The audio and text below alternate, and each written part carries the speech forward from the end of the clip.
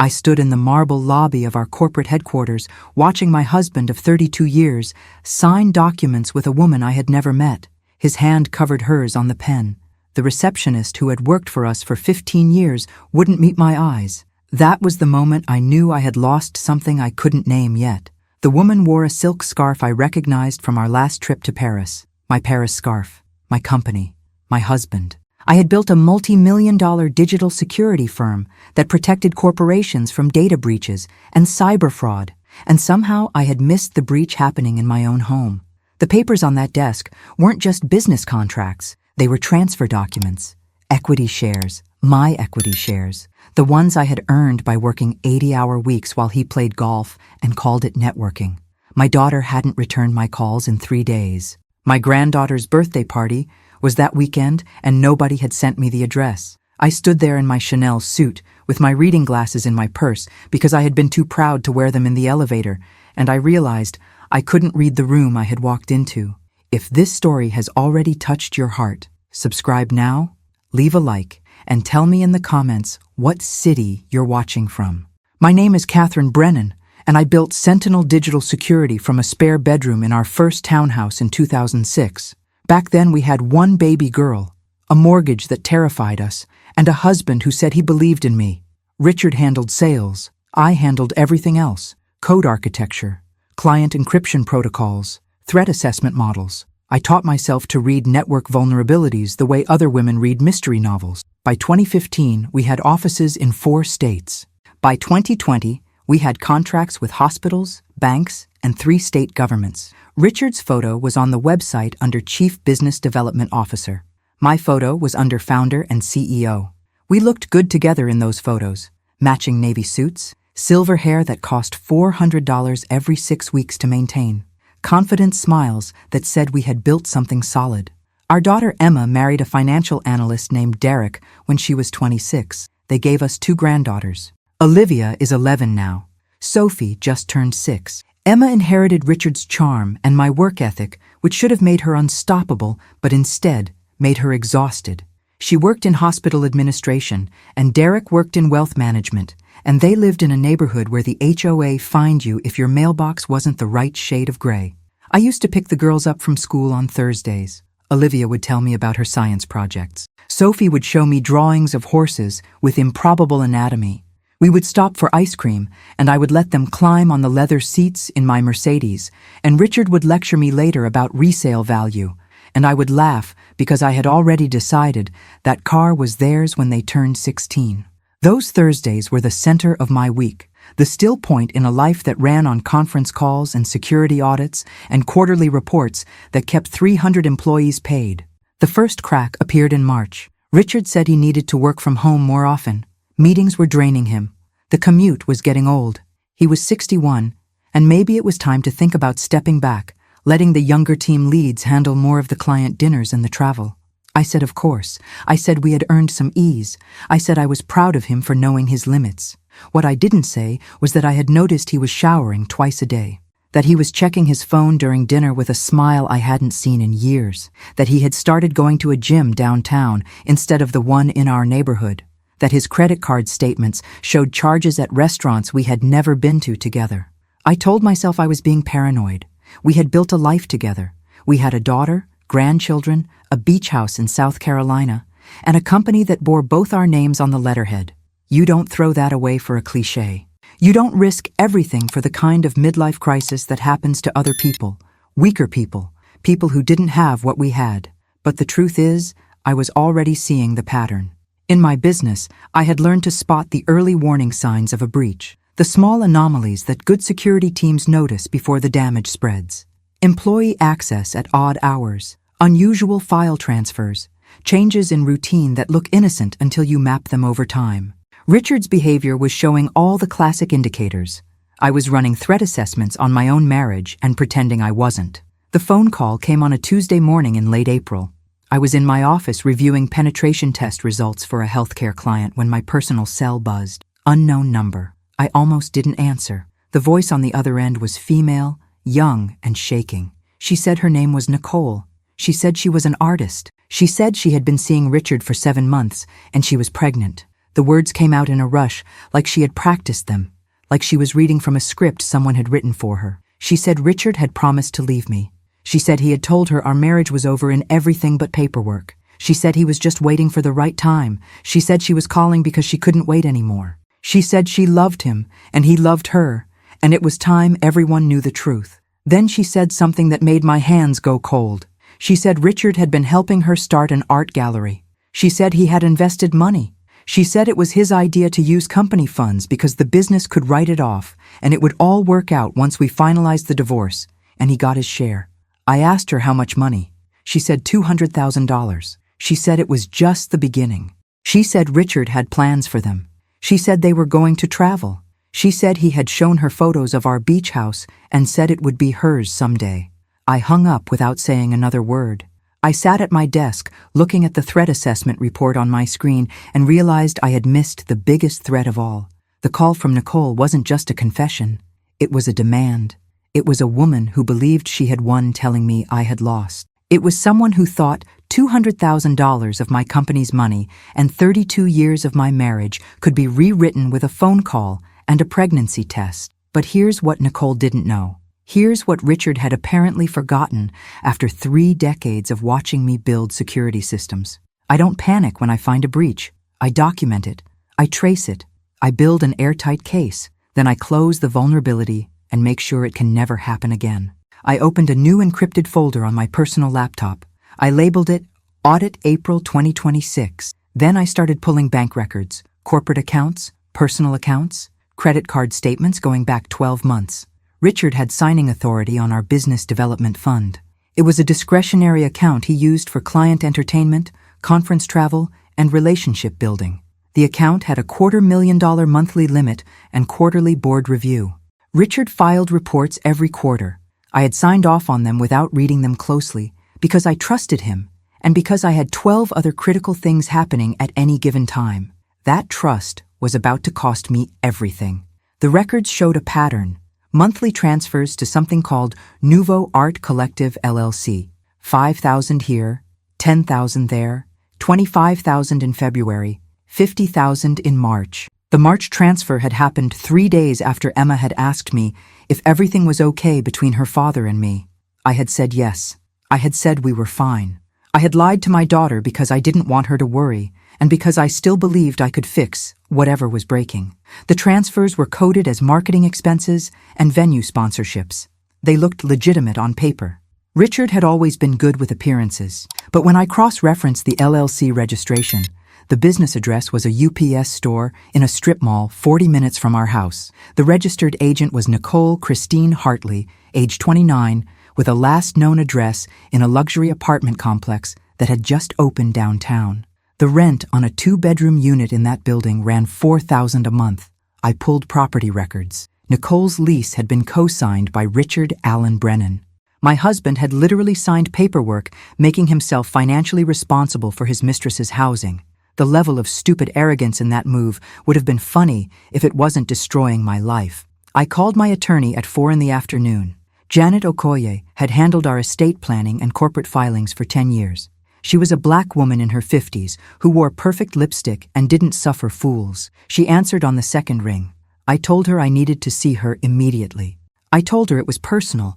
I told her to clear her schedule for the next 2 hours. She heard something in my voice and said she would order dinner to be delivered to her office. I drove across town in rush hour traffic with my hands locked on the steering wheel and my mind running scenarios. When I walked into Janet's office, she took one look at my face and locked the door behind me. I told her everything. The phone call, the transfers, the LLC, the apartment lease, the pregnancy claim, the beach house promise, every ugly detail. Janet listened without interrupting. She took notes in her perfect legal handwriting. When I finished, she looked up at me and asked the question I had been avoiding. She asked if Richard knew I knew. I said no. She said good. She said we had a small window to protect my assets before this turned into a legal war. She asked if I was sure I wanted to fight. She asked if I had considered that Richard might have rights to half of everything regardless. She asked what I was really trying to save. I told her I was trying to save my company. I told her Sentinel Digital Security was mine. I had built the code base, The client relationships, the reputation, the team. Richard had been good at sales in the early years, but for the last decade he had coasted on my work. He showed up at conferences. He played golf with executives. He closed deals I had already won with technical presentations and security audits. He was a front man for a business he didn't understand.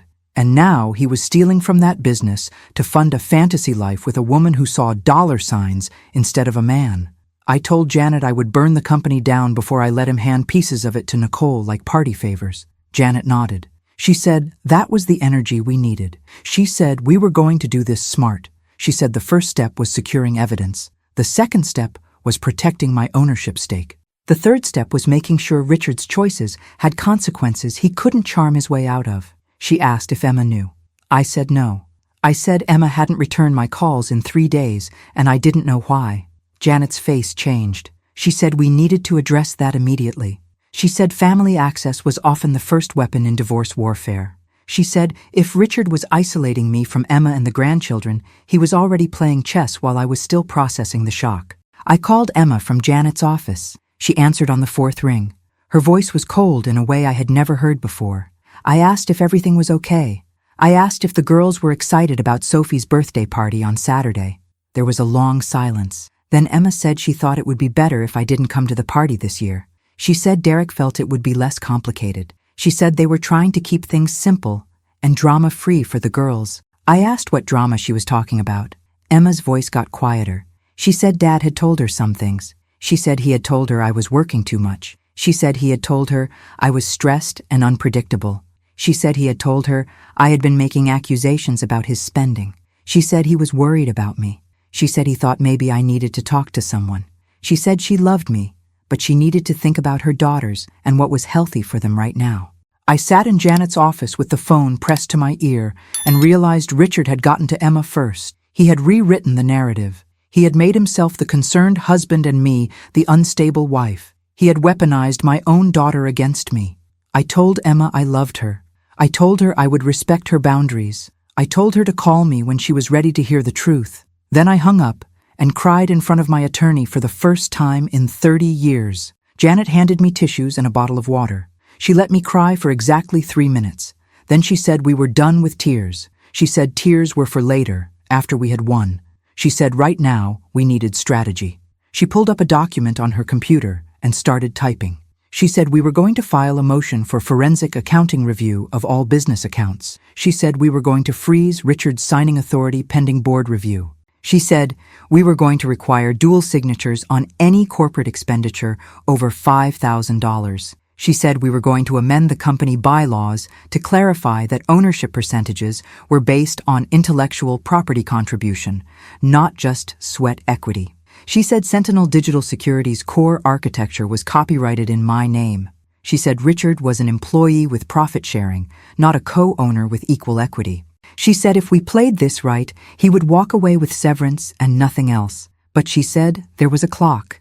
She said our quarterly board meeting was in 30 days. She said if Richard brought a motion to dissolve the partnership or force a buyout before we had our evidence organized, we could lose control of the narrative. She said corporate boards liked stability.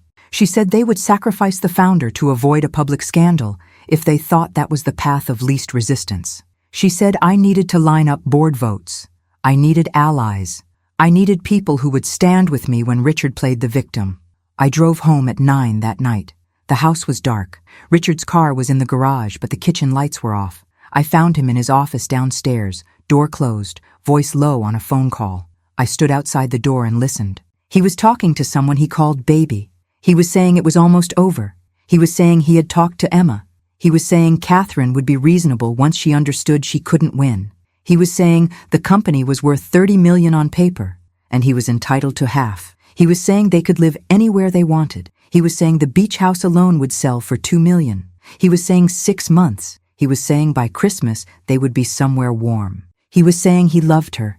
He said it 3 times. I love you. I love you. I love you.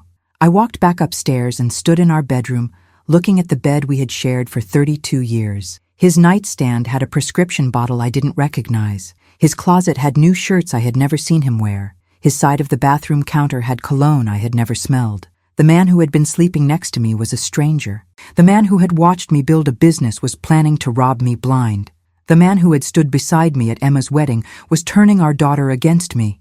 And I had been so focused on quarterly earnings and client retention that I had missed all of it. I slept in the guest room that night. Richard didn't notice. The next morning I woke up at 5 and went for a drive. I ended up at the coffee shop near Emma's house, the one where I used to take the girls for hot chocolate after school pickup. I sat in my car in the parking lot and watched parents dropping kids off at the elementary school across the street. I saw Emma's SUV pull up. I saw Olivia climb out with her backpack. I saw Sophie bouncing beside her big sister. I saw Derek in the driver's seat checking his phone. I saw Emma lean back in to kiss him. I saw my family happening without me. I wanted to get out of the car. I wanted to run across the parking lot and hug my granddaughters. I wanted to tell Emma that everything her father had told her was a lie. But I stayed in my car. I stayed because Janet had told me not to make any moves that could be framed as erratic or desperate. I stayed because the board meeting was in 28 days and I needed to be smart. I stayed because I was 58 years old and I had learned the hard way that love doesn't always win. Sometimes strategy wins. Sometimes patience wins. Sometimes the person who documents everything and builds the airtight case wins. I started the car and drove to the office. The next 3 weeks were the hardest of my life. I showed up at work every day. I ran security audits. I led client meetings. I reviewed code. I smiled at employees who asked if I was feeling okay. I told them I was just tired. I told them we were in the middle of a big proposal and I was working late. I didn't tell them I was also working late because going home meant seeing Richard and I didn't trust myself not to scream. I didn't tell them I was pulling years of financial records and building a forensic timeline of every dollar my husband had stolen. I didn't tell them I was recording every phone conversation I had with Janet so there would be no question later about what advice I had received and when. I didn't tell them I was preparing to stand in front of our board of directors and accuse my husband of embezzlement, fraud, and breach of fiduciary duty. The board meeting was scheduled for May 30th at 10 in the morning. 28 days became 14. 14 became 7. Then it was 3 days away, and Richard still didn't know I knew anything. He was calm at home, pleasant even. He asked about my day. He poured wine with dinner. He talked about clients and contracts and summer plans. He said, maybe we should take a trip. He said maybe we should rent a place in Italy. He said it had been too long since we had traveled, just the two of us. He touched my shoulder when he said it. His hand felt like a stranger's hand. I smiled and said, that sounded nice. I said we should talk about it after the board meeting. I said June might be good. He smiled back and said June was perfect. He said everything was perfect. And I knew in that moment that he was planning to use the board meeting to ambush me. He thought I would be reasonable. He thought I would be professional. He thought I would care more about the company's reputation than my own dignity. He had no idea I had spent 3 weeks building a case that would destroy him. The morning of May 30th was bright and cloudless. I dressed in a navy suit, pearl earrings, and the heels I wore when I needed to feel powerful. I drove to the office alone. Richard said he would meet me there. He said he had an errand to run first. The board meeting was in our main conference room, floor-to-ceiling windows overlooking downtown, glass table that sat 12, leather chairs that cost more than most people's monthly rent. Our board was small, 5 external members plus Richard and me, 2 venture capital partners who had funded our Series B round, a former chief information officer from a Fortune 500 company, a cybersecurity professor from the state university, and a retired federal prosecutor who had joined us 2 years ago because she believed in what we were building. Janet sat in the corner as company counsel. She looked calm. I felt like I was going to throw up.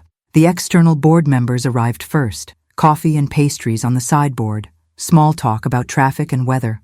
Then Richard walked in. He was smiling. He was wearing the suit I had bought him for our 30th anniversary. He kissed my cheek. He whispered that everything would be fine. He told me to trust him. I wanted to laugh. I wanted to cry. Instead, I smiled and took my seat at the head of the table. The meeting started normally. Financial review, client retention numbers, new contract pipeline, revenue projections for Q3 and Q4. Richard presented the business development update. He talked about relationships he was building, conferences he was planning to attend, potential clients in the healthcare and education sectors. He was good, smooth, confident. He made it sound like we were a team, like we had always been a team. Then he paused. He said there was something else he wanted to discuss. He said it was personal, but it affected the business. He said he thought the board should know. He looked at me. He said, Catherine and I have been married a long time. He said marriage takes work. He said sometimes people grow apart. He said he wanted to let the board know we were planning to separate. He said it was amicable. He said we both wanted what was best for the company. He said he was proposing a formal partnership dissolution. He said he would continue as Chief Business Development Officer, but he wanted to restructure our equity split to reflect his contributions. He said 50-50 felt fair given the years we had both invested. He said he hoped the board would support a smooth transition. Then he stopped talking and looked at me like he was waiting for me to agree. I let the silence stretch. I counted to 5 in my head. Then I opened the folder in front of me. I said, "Thank you, Richard, for bringing this to the board's attention." I said, "I appreciate your transparency." I said, "I also have some information the board should know." I slid packets across the table, one for each board member. I said, "What you're looking at is a forensic accounting review of our business development fund over the past 12 months. I said you'll notice several transfers to an entity called Nouveau Art Collective LLC. I said the total amount transferred is $218,000. I said those transfers were unauthorized. I said they were not for business purposes. I said they were coded as marketing expenses to disguise personal expenditures. I said the registered agent for the LLC is Nicole Christine Hartley. I said Ms. Hartley is Richard's mistress of 7 months.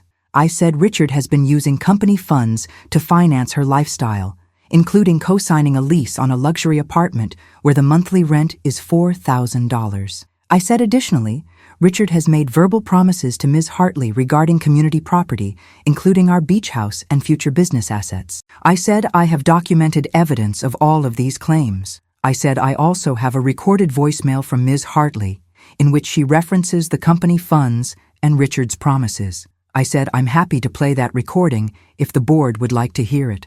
The room was silent. Richard's face went white, then red.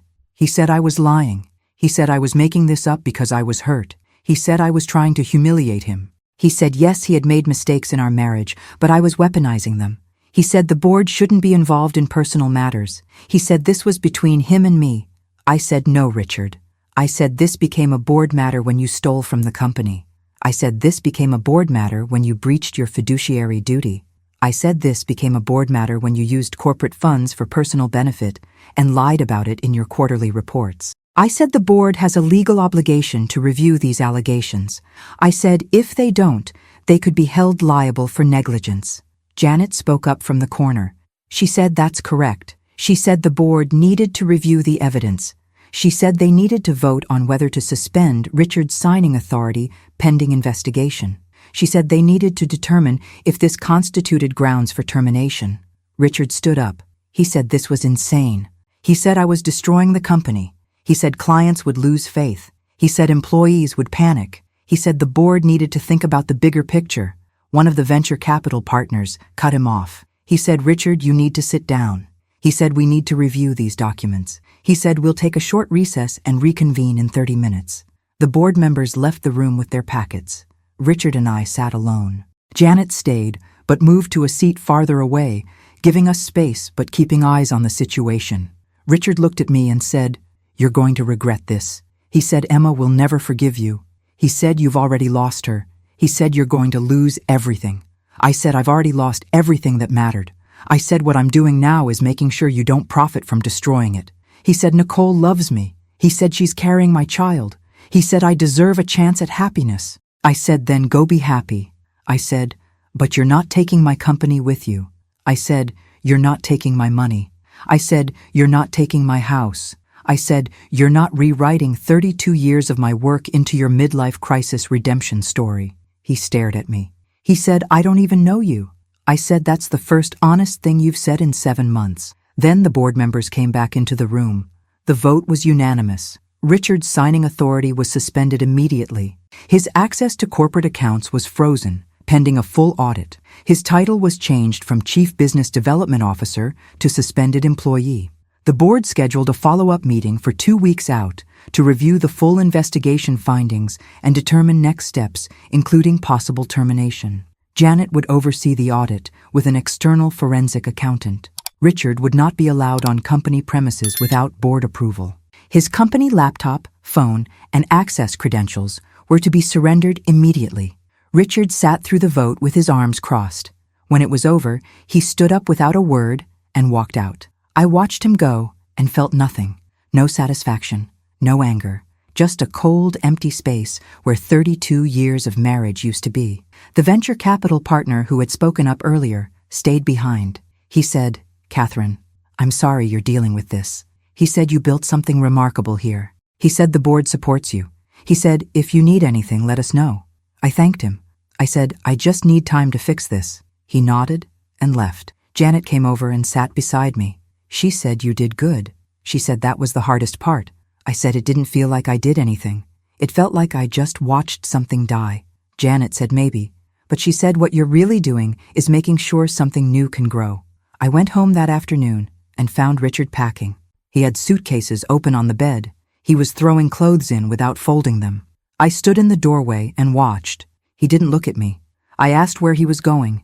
He said it didn't matter. He said he'd send for the rest of his things. He said his attorney would be in touch about the divorce. I asked if he had told Emma. He stopped packing. He said Emma knows what she needs to know. He said she knows her mother chose her career over her family. I said, "That's not what happened." He said that's exactly what happened. He said I had humiliated him in front of the board. He said I had made him look like a criminal. He said Emma saw right through me. He said she knows I'm the one who drove him away. I said, "Richard, you stole money. You cheated. You lied. You tried to steal my company." He said, "Our company." I said, "No, my company." I said, "You were an employee with benefits." I said, "The intellectual property was always mine." I said, "The code, the systems, the reputation, all mine." I said, "You sold and you schmoozed and you played golf." I said, "That's not ownership. That's performance." He zipped the suitcase. He said, "You'll see." He said, "When this goes to court, you'll see." He said, "California is a community property state." He said, "He's entitled to half of everything." He said, "His attorney is very good." He said, "I'm going to end up with nothing." I said, "We'll see." Then he left. The house was quiet. I walked through rooms that suddenly felt too big. Our bedroom. The guest room where I had been sleeping. Richard's office with papers scattered across the desk. The kitchen where we used to have coffee together in the mornings before the company got big and the mornings got busy. The living room where Emma used to play when she was little. The backyard where we had hosted her wedding reception 8 years ago. String lights and champagne, and everyone saying how lucky we were, how perfect we were, how they hoped their marriage would last as long as ours. I sat on the back deck and watched the sun set and thought about the fact that my daughter wouldn't answer my calls, that my granddaughters would have a birthday party tomorrow without me, that Richard was probably at Nicole's apartment right now telling her some version of the story where he was the victim and I was the villain, that everything I had built was being held together by board votes and forensic audits and attorney strategy. I thought about calling Emma. I picked up my phone 3 times. I put it down 3 times.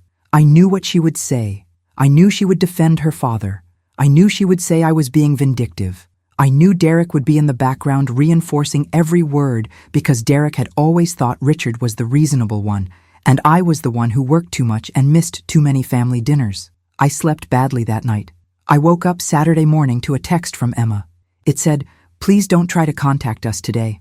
The girls are excited about Sophie's party, and we want it to be drama-free. Dad explained everything, and we support him. We love you, but we need space." I read it 5 times. I wanted to scream.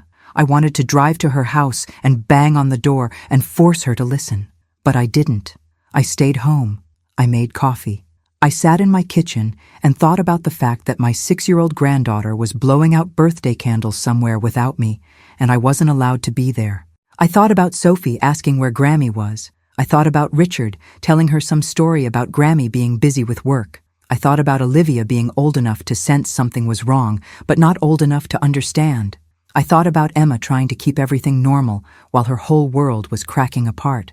And I thought about Nicole being there. Richard had probably brought her. He had probably introduced her as a friend. He had probably started the process of replacing me in my granddaughter's lives before the divorce papers were even filed. The phone rang. Unknown number. I almost didn't answer, but something made me pick up. It was Nicole. Her voice was different this time, harder. She said we need to talk. She said Richard had explained the situation. She said she understood I was upset. She said she was sorry I had to find out the way I did. But she said what's done is done. She said Richard loved her. She said they were building a life together. She said she hoped we could be civil about this. She said it would be better for everyone, especially Emma and the girls. I asked if she was at the birthday party. There was a pause. Then she said yes. She said Richard thought it was important for her to meet the family. She said Emma had been welcoming. She said the girls were sweet. I hung up. I didn't throw the phone. I didn't scream. I sat very still and felt something inside me shift. Richard wasn't just leaving me. He was erasing me. He was replacing me in my own family and using my daughter as the gatekeeper. He was betting I would be too proud or too scared to fight back. He was betting I would care more about looking reasonable than about being right. He had forgotten who I was. He had forgotten I had built a career on solving problems other people thought were unsolvable. He had forgotten I didn't back down from threats. I backed away long enough to understand them. Then I eliminated them. Monday morning, I was back in Janet's office. I told her about the birthday party. I told her about Nicole being there. I told her about Emma's text. Janet's face went hard. She said this is grandparent alienation.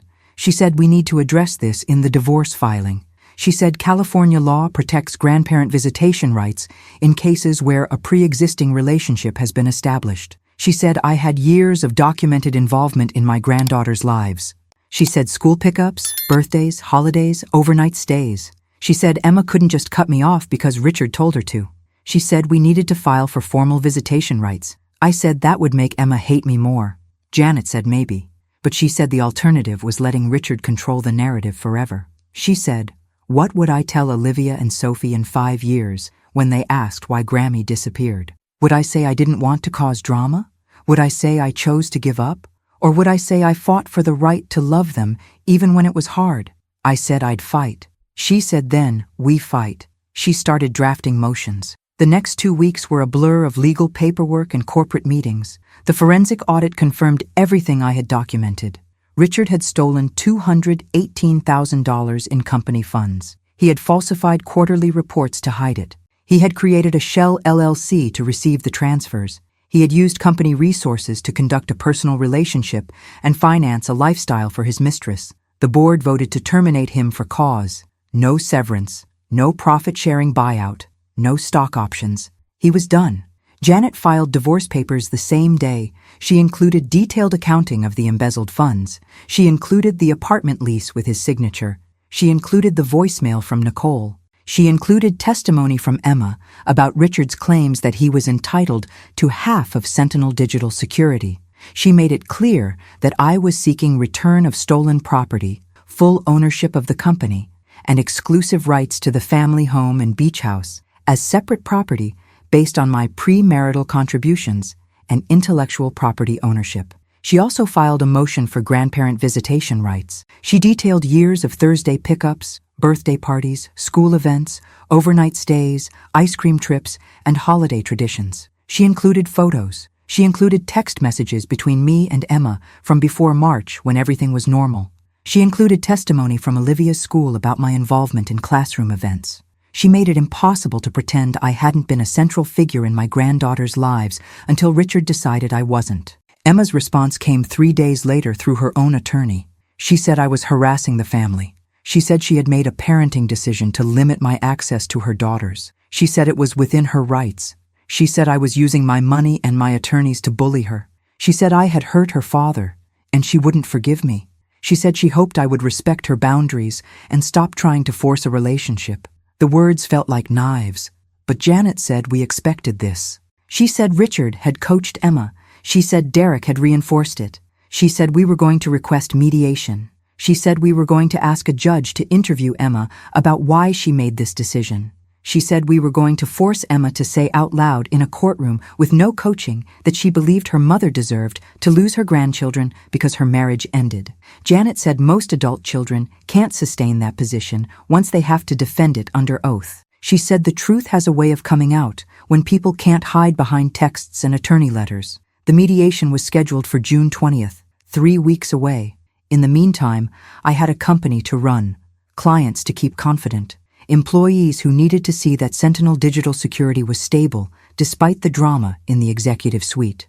I brought in an interim chief business development officer, a woman from one of our biggest competitors who had been looking for a leadership role.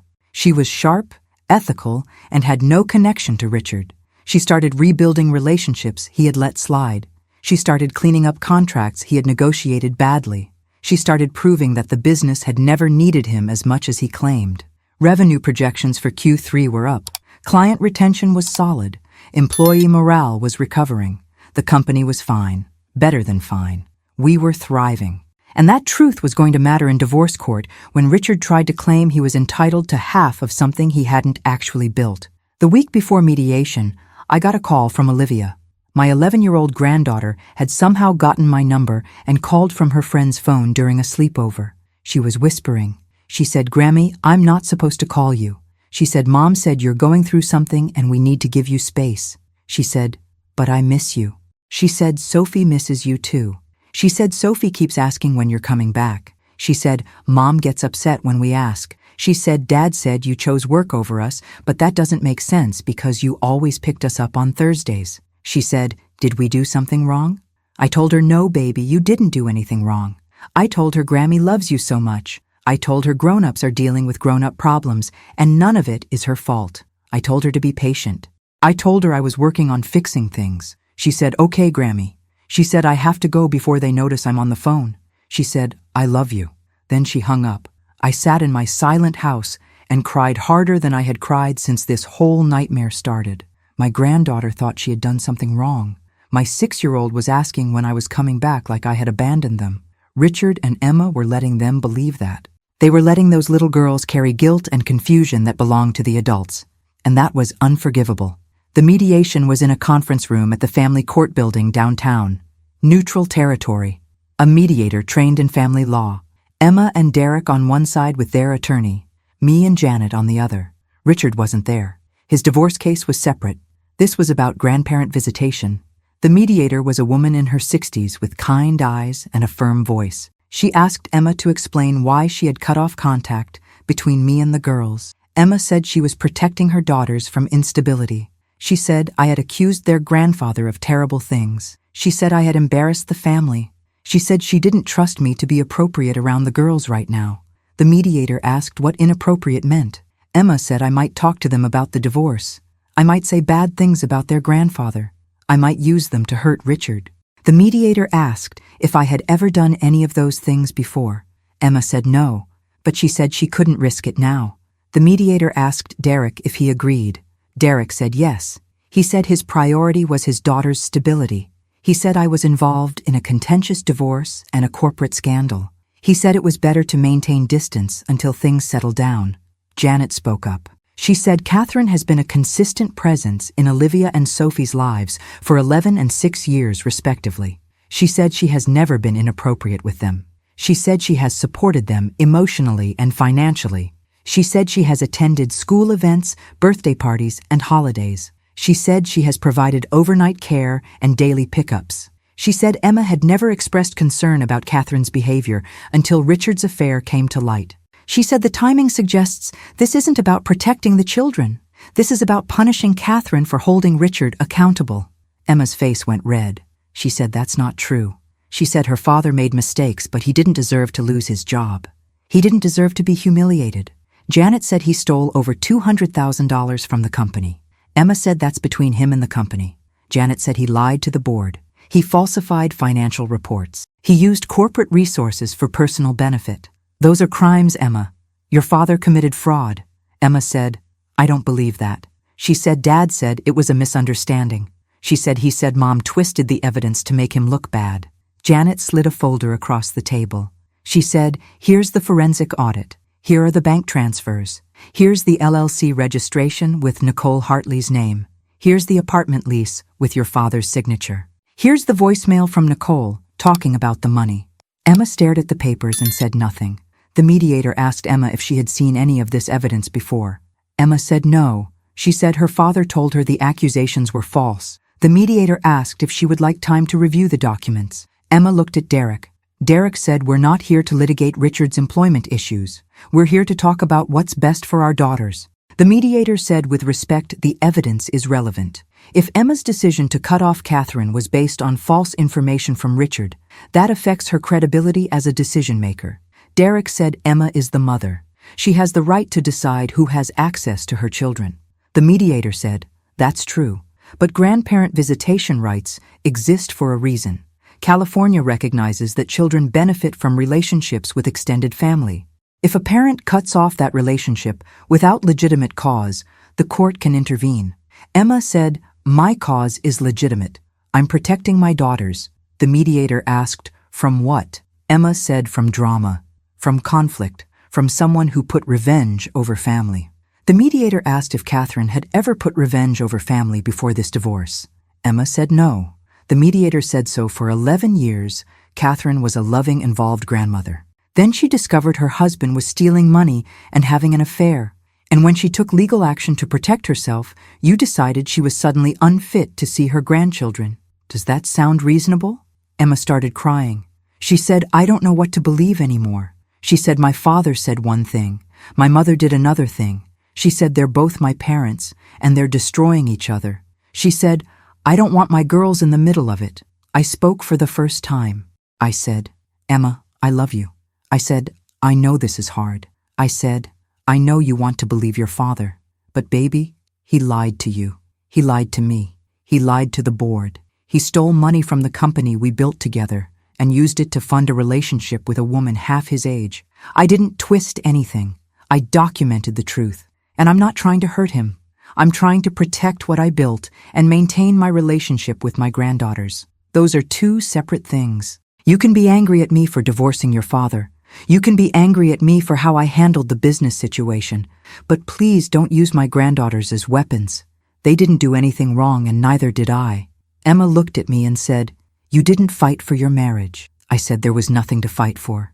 "The marriage ended the day your father chose someone else." Emma said, "You could have forgiven him."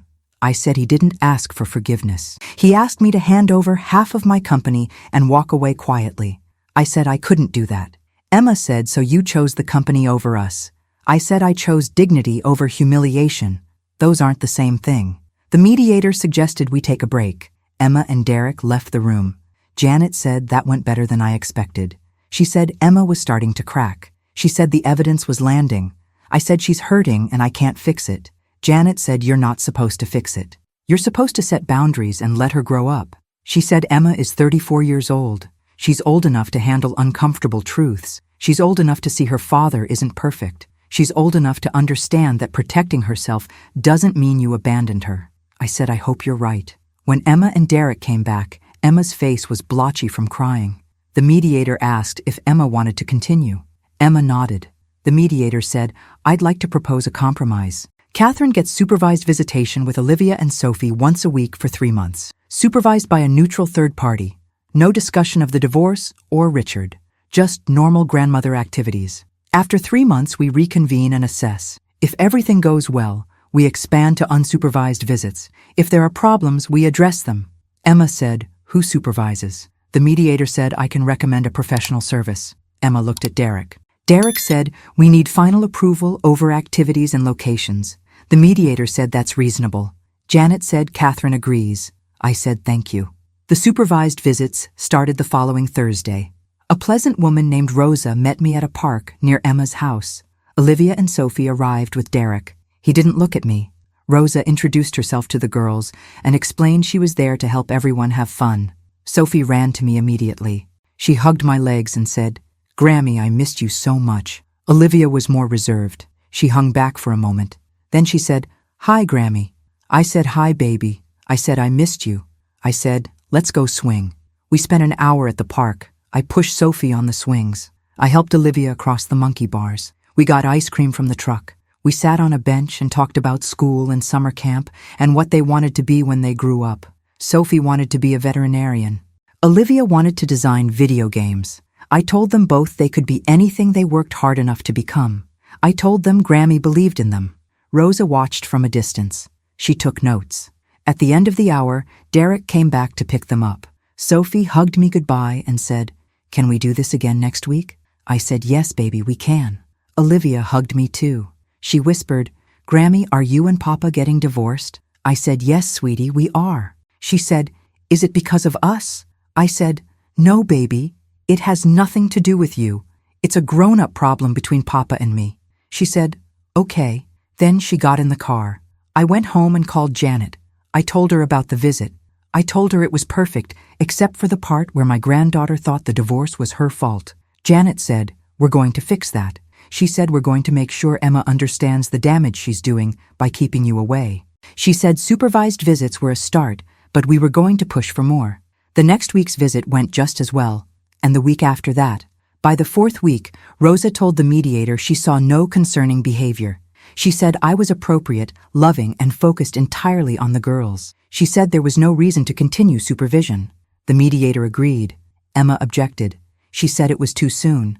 The mediator said, "Emma, I understand this is difficult, but Catherine has met every requirement. She's demonstrated she can maintain appropriate boundaries. I'm recommending unsupervised visits moving forward, 2 hours every Thursday. You and Catherine can coordinate locations." Emma said fine, but she said if there were any problems she was pulling the plug. I said there won't be problems. The first unsupervised visit was at my house. Emma dropped the girls off without coming inside. I made them lunch. We played board games. We watched a movie. Sophie curled up next to me on the couch and fell asleep. Olivia asked if I was lonely now that Papa was gone. I said sometimes, but I said I was also discovering I was stronger than I thought. She said, "Mom says you're mean to Papa." I said, "Your mom is protecting your Papa because she loves him." I said, "I love him too." I said, "When you love someone for a long time, it's hard to accept when they make choices that hurt you." I said, "Your Papa and I couldn't agree on how to fix things, so we decided it was better to live separately." Olivia said, "But you still love each other?" I said, "We have a history together. We have you and your mom and Sophie. That doesn't go away. But the marriage part wasn't healthy anymore." Olivia said, "Okay." I think she understood more than she said. When Emma picked them up, Sophie was still groggy from her nap. She hugged me and said, "I love you, Grammy." Emma's face cracked just slightly. She said, "Thank you for today." I said, "Any time." She nodded and left. The divorce trial was scheduled for August, 2 months away. Richard's attorney was pushing hard for a 50-50 asset split, community property, equal partnership. 32 years of marriage meant equal contribution. Janet was pushing back with documentation of my intellectual property ownership, Richard's fraud, and the fact that he had financially damaged the company. Discovery was brutal. Depositions where Richard's attorney tried to paint me as a workaholic who neglected her family. Depositions where I had to sit across from Richard and answer questions about our sex life, our finances, our arguments. Every intimate detail of 32 years turned into evidence. Richard's attorney asked if I had prioritized the company over my marriage. I said I had built a company that supported our family's lifestyle. She asked if I had traveled frequently for work. I said yes. She asked if I had missed family dinners, school events, anniversary celebrations. I said sometimes. She asked if Richard had expressed feeling neglected. I said he had never complained about being neglected when he was spending the money I earned. Janet objected. The attorney rephrased. She asked if our marriage had been struggling before the affair. I said I thought we were solid. I said I was wrong. She asked if I had considered that Richard's affair was a symptom of deeper problems in the marriage. I said no. I said Richard's affair was a symptom of Richard's choices. She asked if I took any responsibility for the breakdown of the marriage. I said I took responsibility for not noticing sooner that my husband was a liar and a thief. Richard's deposition was worse. He sat there in a suit that Nicole had probably picked out and told a story where he was the victim. He said he had sacrificed his own career ambitions to support mine. He said he had played a supporting role for decades while I got all the credit. He said he had built relationships and closed deals that made Sentinel Digital Security what it was. He said I had minimized his contributions. He said I had made him feel small. He said Nicole made him feel seen. He said she appreciated him in ways I never had. He said yes, he had made mistakes with the company money. He said he had gotten confused about what was business and what was personal. He said he had been under stress. He said he had been unhappy for years and I had never noticed. He said the affair wasn't about Nicole. It was about finding someone who valued him. Janet asked if he felt valued enough to steal over $200,000. He said he didn't steal. He said he borrowed. He said he intended to pay it back. Janet asked from what source. He said from his share of the company. Janet asked what share. She said he was an employee, not an owner. He said that was a lie. He said we had built Sentinel together. Janet slid the original business registration across the table. She slid the intellectual property filings. She slid the operating agreement from 2006. Every document had my name as sole owner and founder. Richard's name appeared as employee and chief business development officer. His compensation package included salary, bonuses, and profit sharing. It did not include equity. Richard stared at the papers. He said, I must have signed something. Janet said you did.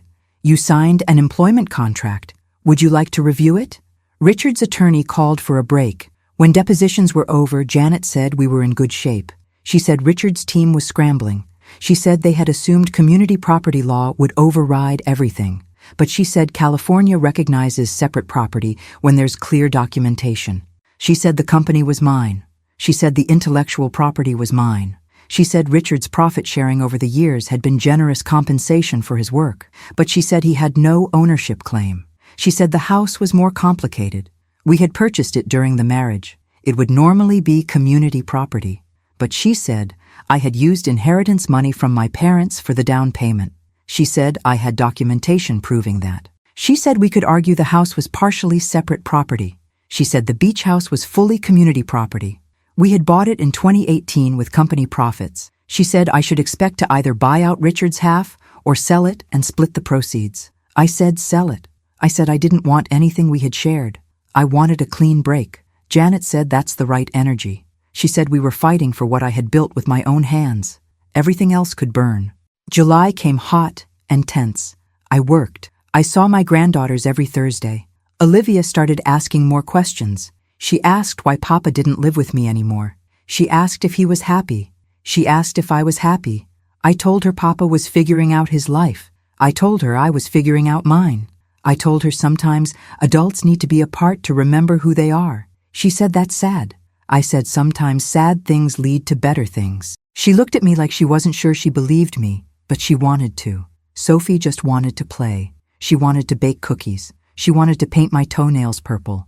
She wanted to show me dance routines she had learned at camp. She didn't ask about the divorce. I was grateful. Emma started staying for a few minutes when she dropped the girls off. She would stand in my kitchen and make small talk about the weather and the girls' activities. She wouldn't look me in the eye, but she was there. It was something. One Thursday in late July, she stayed for coffee after picking up the girls. We sat at my kitchen table, the same table where she had done homework as a child. She said, Mom, I read the forensic audit. I said, okay. She said, I didn't want to believe it. I said, I know. She said, Dad told me you were exaggerating. He said it was a business disagreement. I said it wasn't. She said, I know that now. She said, I'm sorry I didn't believe you. She said I wanted to protect him. I said, you're his daughter. You're supposed to want to protect him. She said, but I'm your daughter too. She said I should have listened to both sides. I said you were scared and confused. I said that's normal. She said Derek said I was being manipulated by Dad. She said Derek said he saw it, but he didn't want to overstep. She said men. I almost smiled. She said, are you okay? I said, I'm getting there. She said, do you hate him? I said no. I said I'm angry. I'm hurt. I'm disappointed. But I don't hate him. She said, are you lonely? I said yes. But I said, I'm learning to be okay with lonely. She finished her coffee and left. She hugged me on the way out. It was fast and awkward, but it was real. The trial started August 10th, downtown courthouse, Family Law Division, Judge Maria Sandoval presiding. She was a no-nonsense woman in her early 60s with a reputation for cutting through emotional drama and focusing on facts.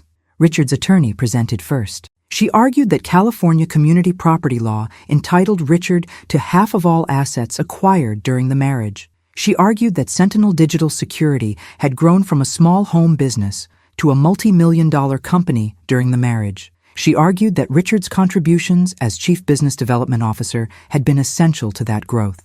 She argued that witness testimony would show Richard had closed major deals, built client relationships, and represented the company at industry events. She argued that my attempt to reframe him as a mere employee was revisionist history designed to cheat him out of his fair share. She showed photos of us together at conferences, at client dinners, at awards ceremonies. She showed marketing materials with both our names. She showed press releases announcing partnerships Richard had negotiated. She made it sound like we had been true partners, and I was rewriting the story out of spite. Then Janet stood up. Janet presented the original business registration from 2006. My name only. She presented the intellectual property filings for our core security algorithms and threat detection systems. My name only. She presented the operating agreement establishing me as sole owner. She presented Richard's employment contract complete with his signature acknowledging he was an employee, not a partner. She presented the company bylaws showing that ownership was tied to intellectual property contribution, not job title. She presented testimony from our early employees about who had written the code, who had designed the systems, who had trained the team. Me, every time. She presented Richard's quarterly reports to the board, showing his responsibilities: client entertainment, conference attendance, contract negotiation, relationship management, sales functions, important functions, but not ownership functions. Then she presented the forensic audit. $218,000 in unauthorized transfers, falsified expense reports, a shell LLC created to hide personal expenditures, an apartment lease co-signed for his mistress using company letterhead to verify his income, voicemails and text messages between Richard and Nicole discussing company money as if it were theirs to spend. Janet looked at the judge and said Richard Brennan was a well-compensated employee who committed fraud, betrayed his fiduciary duty, and is now trying to use community property law to profit from his crimes. He is not entitled to half of what he tried to steal. Richard took the stand. His attorney asked him to tell his side. He said he had loved me. He said we had built a life together. He said, yes, the company was my idea, but he had supported that idea with his time, his energy, his connections. He said he had sacrificed career opportunities to stay with Sentinel.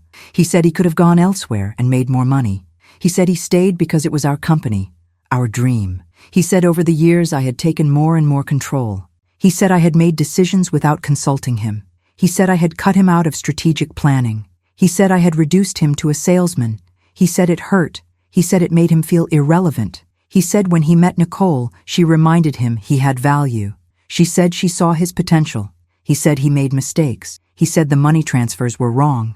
He said he got confused about boundaries. He said he was planning to pay it back. He said he never meant to hurt anyone. He said all he wanted now was fairness. He said he wanted half of what we had built together so he could start over. His voice cracked. He looked at me. He said, Catherine, I'm sorry. I'm sorry for everything. But you can't erase 32 years. You can't pretend I didn't matter. Janet cross-examined. She asked if he had read his employment contract before signing it. He said yes. She asked if he understood it meant he was an employee, not an owner. He said he thought it was temporary. She asked if he had ever requested an ownership stake. He said it didn't seem necessary. We were married. She said so you assumed that being married meant you owned half of your wife's company. He said that's how marriage works. She said no. That's not how California law works. She said separate property remains separate if it's properly documented. She asked if he had contributed to the core intellectual property. He said he wasn't a coder. She asked if he had contributed to system design. He said that wasn't his strength. She asked what he had contributed beyond sales functions. He said relationships, trust, credibility. She asked if those were assets he was claiming ownership of. He didn't answer. Janet asked about the $218,000. Richard said he made mistakes. She asked if he understood those mistakes were crimes. He said he intended to fix it. She asked when. He said when he got his settlement. She asked so your plan was to steal from the company and then use your divorce settlement to pay back what you stole. He said it wasn't stealing. It was borrowing.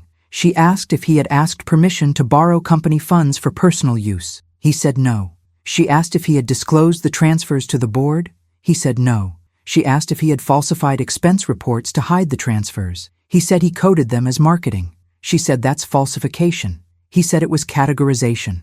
She said it was fraud. She asked if he had used company letterhead to co-sign Nicole Hartley's apartment lease. He said yes. She asked if he had disclosed that to the board. He said no. She asked if he understood that using company resources for personal benefit without disclosure was illegal. He said I was under stress. She said, so, your defense is that stress made you commit fraud. He said I wasn't thinking clearly. She said you were thinking clearly enough to hide it for 7 months. He didn't answer. Janet said no further questions. Richard stepped down. He looked smaller than when he had started. Nicole took the stand. Richard's attorney had subpoenaed her to testify about their relationship. It was a risky move, but they were trying to humanize Richard, show that he wasn't a villain. He was a man who fell in love. Nicole wore a conservative dress and minimal makeup. She looked younger than 29. She testified that she had met Richard at an art gallery opening in September. She said he was charming and kind. She said he told her his marriage was over. He said he and his wife lived separate lives. He said they stayed together for business reasons. She said she believed him. She said they started seeing each other. She said he was generous. He helped her with her art career. He introduced her to people. He invested in her gallery idea. She said she didn't know the money was coming from the company. She said Richard told her it was his personal investment fund. She said when I called her in April, she was shocked. She said she hadn't known I didn't know about the relationship. She said Richard had told her I knew and didn't care. She said she felt terrible. She said she had ended the relationship. She said she wasn't pregnant. She said she had never been pregnant. She said Richard had asked her to say that to pressure me into a quick divorce. The courtroom went silent. Richard's face went white. Janet stood slowly. She asked Nicole to repeat what she had just said. Nicole said Richard asked me to tell Catherine I was pregnant. He said it would make her more willing to settle quickly. He said she wouldn't want a public scandal. Janet asked when Richard made this request. Nicole said in May, right after the board meeting. Janet asked if she had agreed. Nicole said yes at first, but she said after I made the call, I felt sick about it. I felt like I was helping him manipulate her. She said when his attorney contacted me about testifying, I decided to tell the truth. She said she didn't want to be part of this anymore. She said Richard had lied to her about everything. His marriage, his money, his intentions. She said she realized she had been used. Janet asked if Richard had made any other requests. Nicole said he asked me to testify that Catherine was unstable. He said she had threatened him. He said she had made his life hell. He said if I backed him up, he would take care of me. Janet asked what taking care of you meant. Nicole said he said once he got his settlement, we could be together. We could travel. He said he'd have enough money for both of us. Janet said so he was planning to use his divorce settlement to continue funding your lifestyle. Nicole said yes. But she said, I don't want that anymore. I don't want any of this. She looked at me and said, I'm sorry, Mrs. Brennan. I'm sorry for all of it. I didn't answer.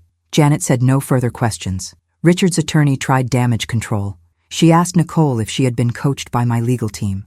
Nicole said no. She asked if I had offered her money to change her testimony. Nicole said no. She asked if Nicole had any proof of her claims about Richard's requests. Nicole pulled out her phone. She said I recorded our last conversation. I was scared. I wanted proof in case he tried to hurt me later. Richard's attorney objected. The judge said, I'll allow it. The recording played in the courtroom. Richard's voice clear and unmistakable, saying, Nicole, you need to stick to the story. Say you're pregnant. Say Catherine is vindictive. Say I deserve half. If you do this for me, we'll be set. Nicole's voice shaking, saying I don't feel good about lying. Richard saying it's not lying, it's strategy. Everyone does it in divorce. Nicole saying what if she finds out? Richard saying she won't. By the time anyone figures it out, it'll be too late. The recording ended. Judge Sandoval looked at Richard. She said, Mr. Brennan, do you have anything to say? Richard said that was taken out of context. The judge said, I'll review the full recording in chambers. She said we're taking a recess until tomorrow morning. Court adjourned. Janet and I sat in a conference room down the hall. She said that was a gift. She said Nicole just destroyed Richard's credibility.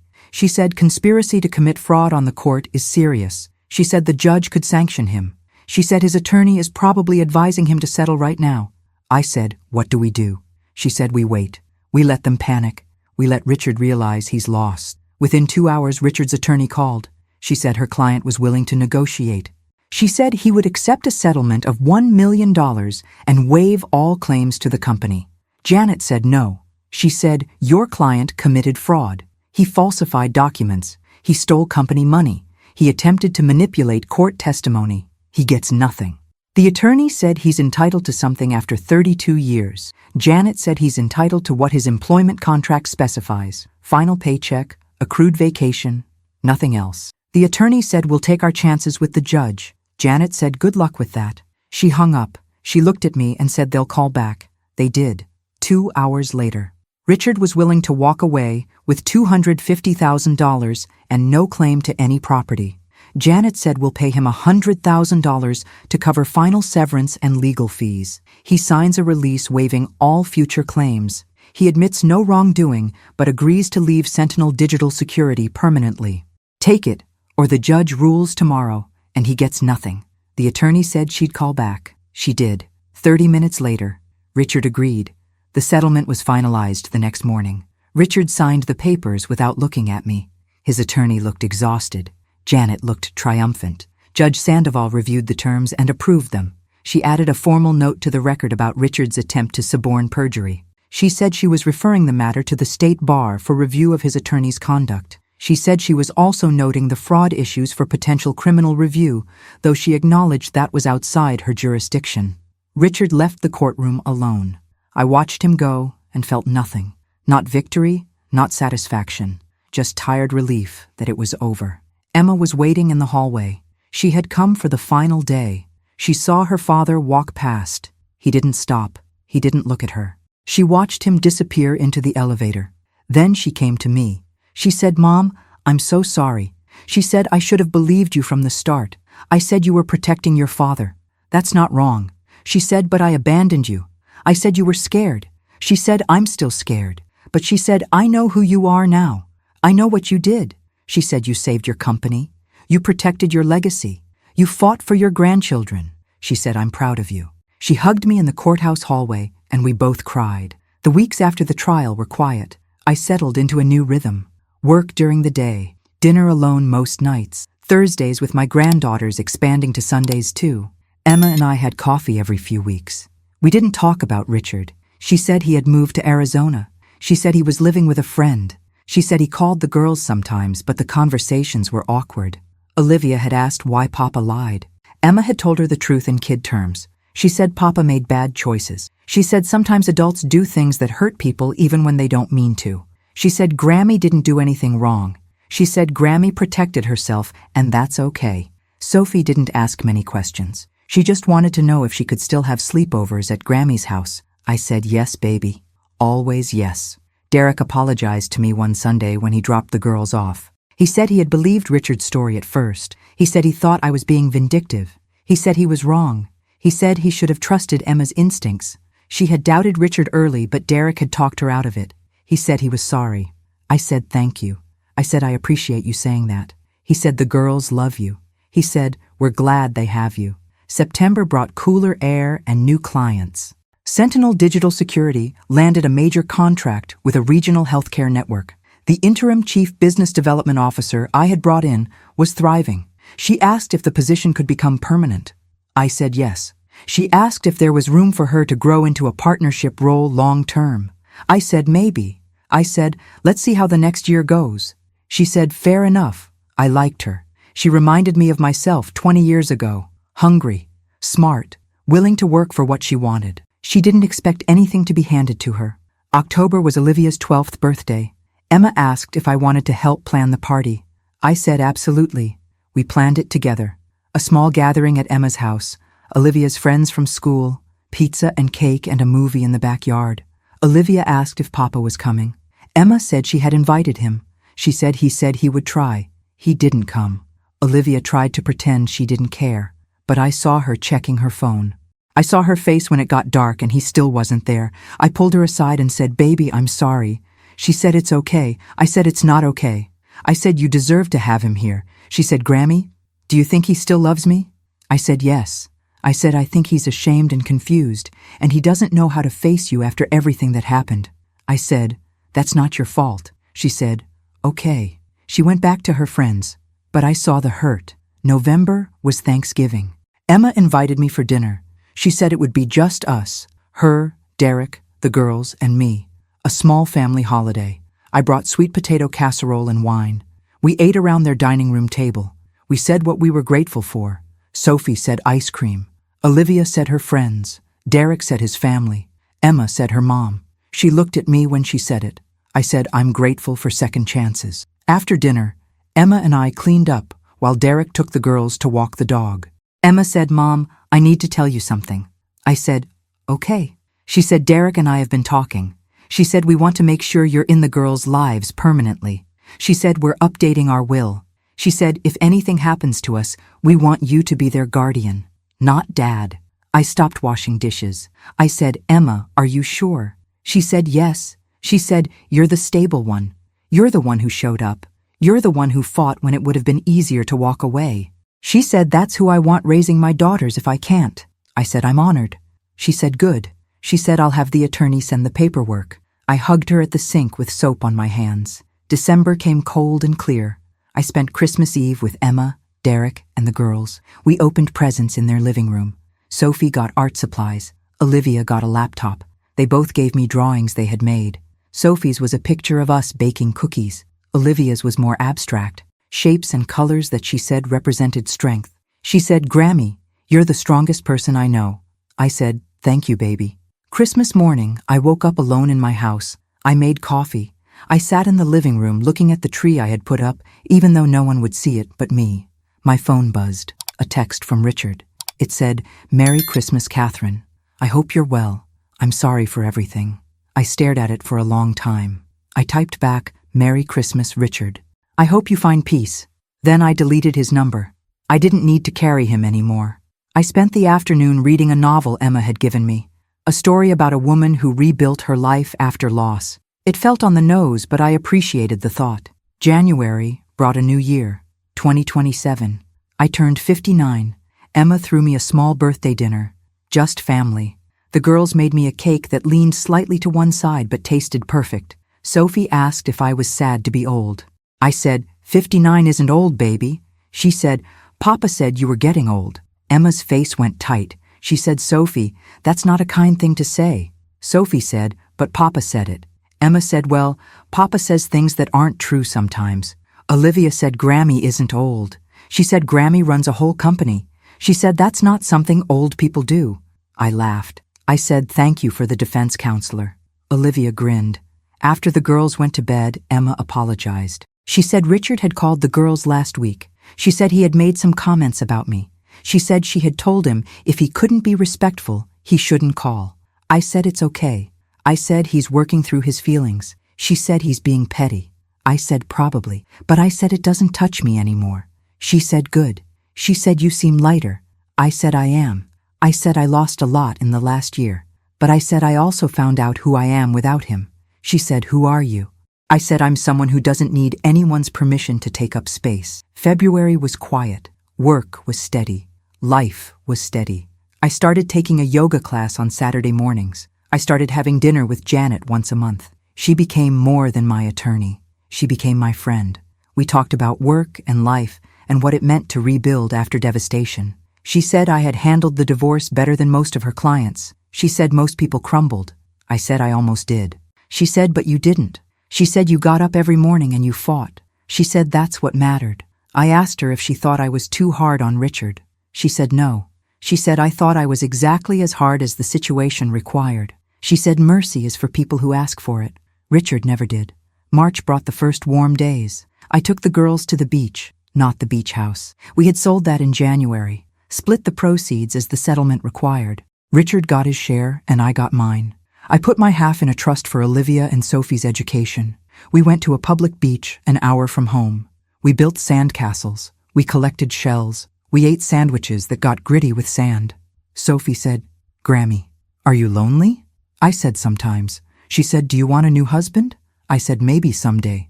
But I said, "Right now, I'm happy with just me." She said, "Okay." She went back to digging in the sand.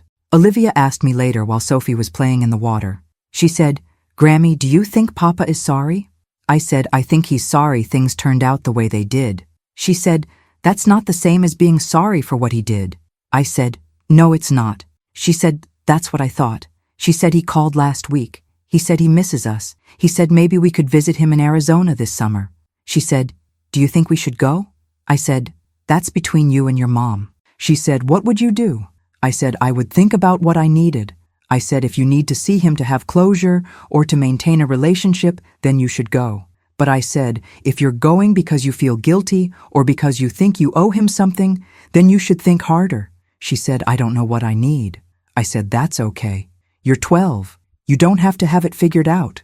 She said, were you scared? I said, when? She said, when you divorced Papa. When you didn't know what would happen.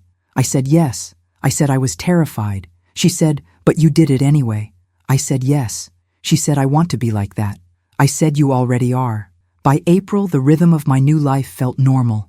Work, family, friends, yoga, reading, small joys. I wasn't waiting for anything to start. I wasn't fixing anything or fighting anything. I was just living. Emma said I seemed different. I said I was different. She said, good, different. I said, I think so. She said she was proud of me. She said watching me go through the divorce had changed her. She said she realized she had been coasting. She said she had been letting Derek make decisions because it was easier. She said she had been trying to keep everyone happy instead of being honest. She said she was working on that now. She said therapy was helping. I said, I'm glad. She said, are you in therapy? I said, yes. I said, I started in February. She said, does it help? I said, sometimes. I said, mostly it helps me understand that what happened wasn't about me. She said, Dad's choices. I said, yes. She said, I think I needed to hear you say that. I said, you can always ask me things. She said, I know. But she said, for a long time I was afraid to. She said, I was afraid you'd be angry. I said, I was never angry at you. She said, I know that now. May brought Sophie's 7th birthday. Another party. Another cake. This time Richard called to say happy birthday. Sophie talked to him on speakerphone in Emma's kitchen. She told him about her party and her presents and her friends. He said he missed her. She said, okay, Papa. She said, I have to go now. She hung up and went back to playing. Emma said that was cold. Sophie said, Grammy says we don't have to talk to people who hurt us. Emma looked at me. I said, I never said that about Papa. Sophie said, you said it about someone. You said sometimes people make choices and we can't fix them and we don't have to pretend it didn't happen. I said, that's true. Sophie said, so I don't have to pretend Papa didn't hurt you and Mom. Emma's face cracked. She said, baby Papa loves you. Sophie said, I know. But she said he hurt Grammy. She said, that makes me sad. She went outside to play. Emma sat down. She said, I don't know if I'm doing this right. I said, there is no right. I said, you're letting them feel what they feel and you're telling them the truth. That's all you can do. She said, what if they hate him? I said, they won't. I said, they'll have complicated feelings. But I said, hate requires energy. Kids don't have that kind of energy for parents. They just accept and move on. She said, I hope you're right. Summer came warm and slow. I took 2 weeks off in July. I traveled alone for the first time in decades. I went to the coast, not South Carolina, Oregon. I stayed in a small inn overlooking the ocean. I read books. I walked on the beach. I ate dinners alone at restaurants with good wine. I didn't feel lonely. I felt free. I sent Emma photos. She said it looked beautiful. She said she was glad I was taking time for myself. When I got back, the girls wanted to hear everything. I told them about the tide pools and the whales I had seen from the shore and the bookstore in the tiny town where I had spent an entire afternoon. Olivia said, Grammy, you're different. I said, how? She said, you smile more. I said, I didn't realize I wasn't smiling before. She said, you were. But she said, now it looks real. I said, it is real. Sophie said, Grammy, do you have a boyfriend? I said, no, baby. She said, do you want one? I said, maybe someday. She said, okay. She said, I think you should get a dog first. I laughed. I said, maybe I will. If this story has touched your heart, subscribe now, leave a like, and tell me in the comments what city you're watching from.